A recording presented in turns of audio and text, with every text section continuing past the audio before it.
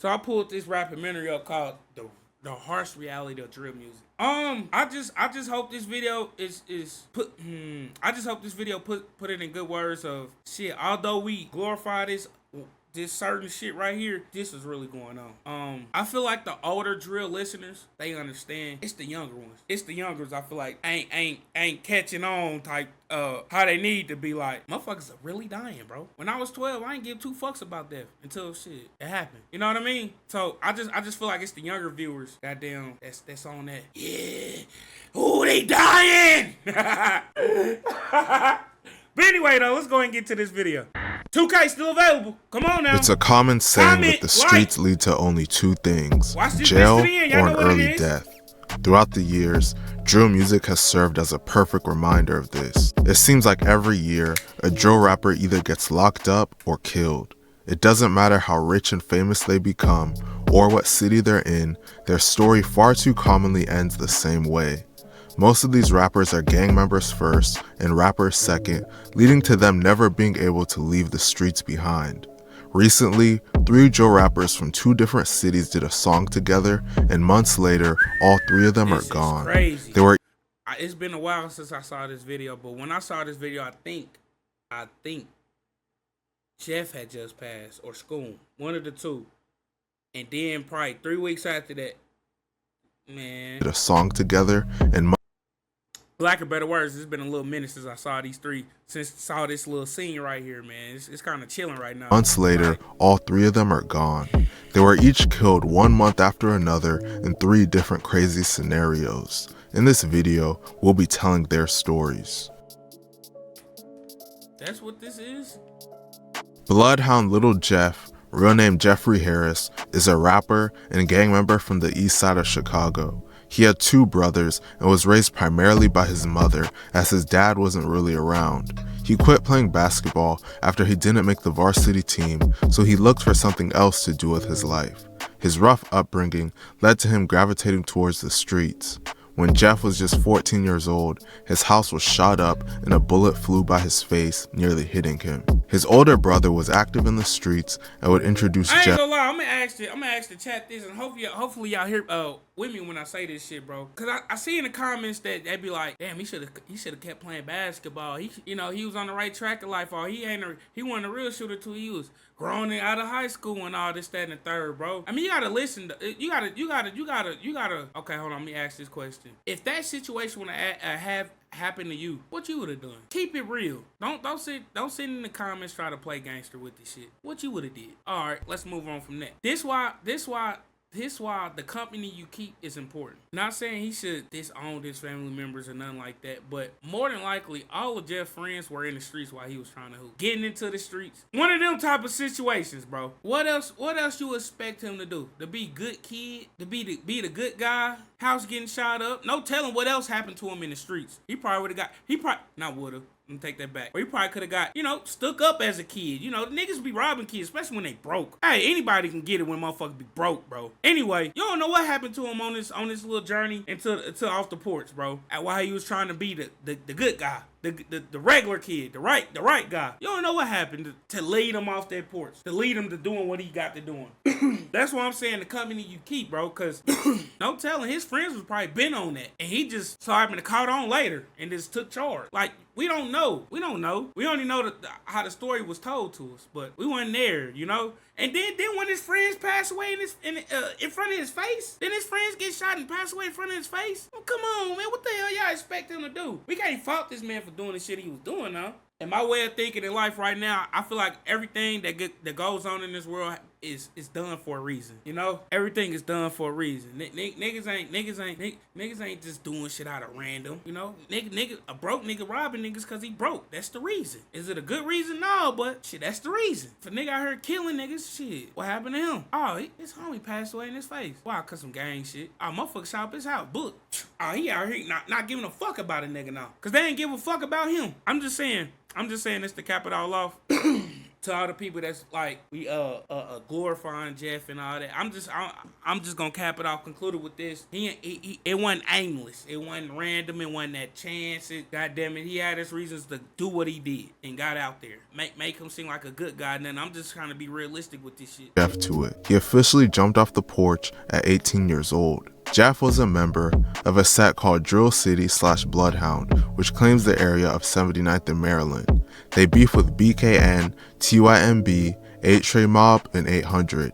Their biggest ops are Trap City. Lil Jeff was wild. He openly hinted on multiple occasions that he had over 10 bodies and that he was a top killer in Chicago. Jeff rose to fame after publicly claiming and bragging about committing the viral double murder of 2 Chicago teenagers that allegedly stole a watch from him. Whenever a drill rapper builds the reputation of being a killer and I called him Brody, but if they wouldn't have stole from Jeff or took Jeff's shit, what would happen? I feel like absolutely nothing to them. I feel like they would have the law of cause and effect is real with me. I ain't gonna lie. Living their raps, their views start to rise exponentially. Due to all of the self-snitching that he was doing for the double murder, Lil Jeff's music began to garner hundreds of thousands of views. As his fame was rising, he started doing interviews with major platforms like DJU, and he had viral moments on there that further increased his fame.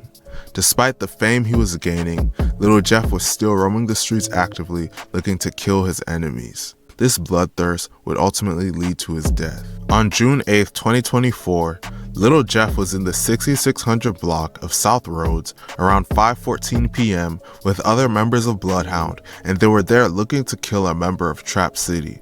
They were in Trap City territory, and once they spotted a Trap City member, they all hopped out of their vehicle and started shooting.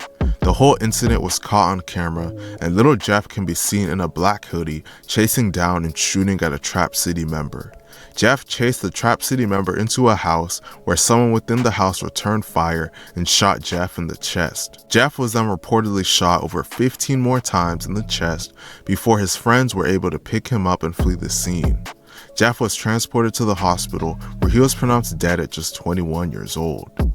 Just 1 month after this, the next person from the music video would lose their life to the streets. Lil Scoom, real name is Sarian Hogan, was from the east side of Chicago.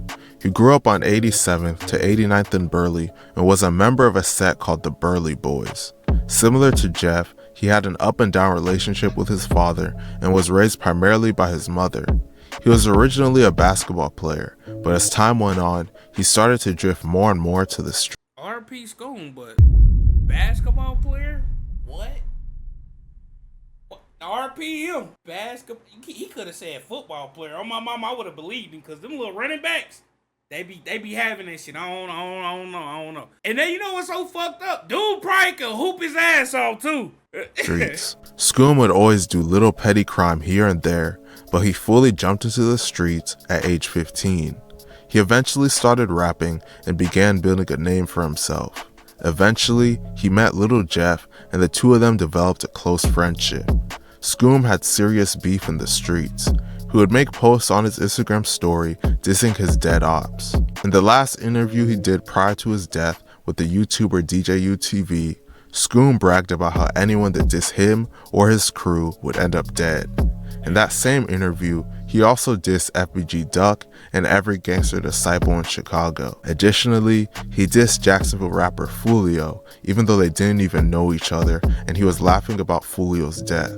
As I mentioned earlier, Scoom was very close to Lil Jeff. In the DJU interview, Scoom said that he went to the same school that the 2 kids Jeff is rumored to have killed went to, and that he dropped out after that incident happened. As you can see, Scoom couldn't leave the streets alone. Scoom was very talented and was beginning to blow up as a rapper. Despite his rising fame, the streets would catch up to him before he could fully capitalize on it. On July 7th, 2024. That last song before Swing and Chop. Yeah. Blood In, Blood Out. I was seeing like a artist growth or rapper growth, but I was seeing a different talent level in Scoom shit. At about 11:50 p.m., Scoom and a 16-year-old friend of his were arguing with someone in the 700 block of East 89th Place when the person opened fire, striking them both. Scoom was shot twice in the chest and was taken to University of Chicago Medical Center, where he passed away at just 18 years old. His friend was shot in both thighs and was taken to the same hospital where he survived his injuries. There's been widespread rumors that Lil Scoom was set up by a female to be killed. A Ring doorbell camera footage was released that shows Scoom with his friends and a girl. This video has furthered the internet's theory that he was backdoored. However, this has not been officially confirmed.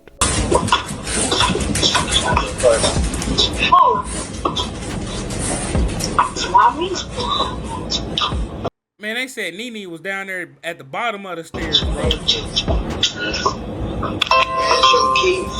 told you I don't have no key. I take this on the camera. I don't have no key. Like, is you slow? No, I ain't gonna do this, but it's easy to penetrate. Yeah. You know, boom. Why y'all ain't just come through that? Is the back door? No. What you mean? Man, I ain't gonna lie, this video blow me every time. Why wouldn't y'all go to the back door? Is that motherfucker open? No. Huh? Hey man, it blows me every time, I swear to God. After Scoom and his friends were shot, Chicago police spotted a gun-toting suspect running away from the scene and pursued him on foot. The suspect shot at officers during the chase. A 10-1 emergency call was made, indicating an officer needs immediate backup, resulting in police response from multiple districts and the CPD SWAT. Despite this, the suspect still escaped, and at the time of making this video, damn, that boy had 6 stars and got away? God damn. Hell yeah, God damn. there have been no arrests. A little over a month later, the final person from that music video would lose their life. YBC Dul, real name Abdul-Vix, was from North Philadelphia, but moved to West Philadelphia when he was 10 years old. He jumped into the streets at a young age and caught his first case at 14 years old for stealing a car. Eventually, he and his friends formed the group YBC, standing for the Young Bag Chasers. YBC would go on to become one of the most hated gangs in Philly. YBC has allegedly committed dozens of murders and has beef throughout the whole city. Due to this, the pain and suffering that they were dishing out would also fall back to them. According to Dul, most of his friends are either dead or in jail. Numerous YBC members have been indicted for murders over the years.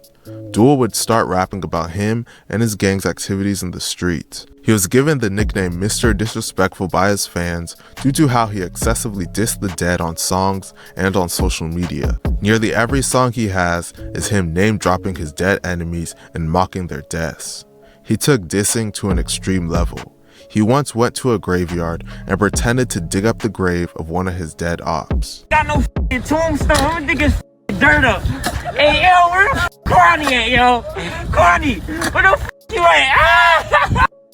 All of this negativity placed a giant target on Dul's back, and it would eventually catch up to him. On August 23, 2024, Dul was riding in a car in the 5500 block of North. The dude that's been arrested for YBC Dul's murder was a young Olympian. He was the kid Olympics or some shit. He used to run track. On the cover of ESPN or some sorts. And it got me wondering, like, what's to Buddy? He already had his future promise damn near. You out hopping in the streets, letting it go like that?